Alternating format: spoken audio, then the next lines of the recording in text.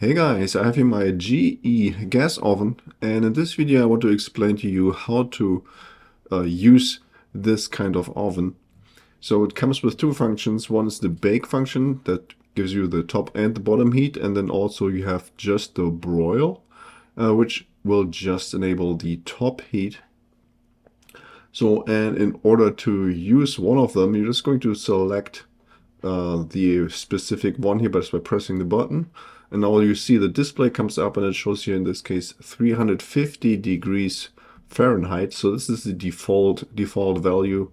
And now we can adjust the temperature to what we want to have. So we're going to go up a little bit by pressing the button, the plus button here. So we're going up to 410 degrees Fahrenheit.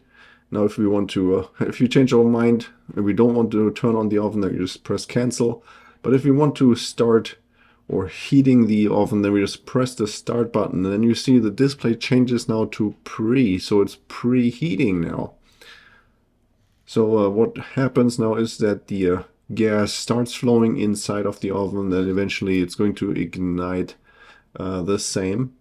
Now you don't really want to open up the oven when you do this, so now at this point you should just leave it closed, and the oven is going to preheat, and this process is going to take several minutes, so probably something around 6 to 7 minutes until the oven reaches the set temperature.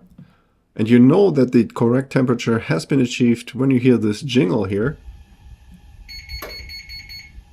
And you'll also notice that the display now at this point is not showing pre anymore. It is at this point showing the temperature that we have set. And now, of course, at this point we can start baking or broiling our dishes. And in case you decide to change the temperature afterwards, after the fact, so if you want to change it from 410 to something lower, then at this point we cannot use the plus and minus buttons. So in order to change the temperature now, we're going to press bake again. Then we can use the plus and minus buttons to set the new temperature. And when we're done, then we're going to press start again, which is going to confirm our new temperature setting.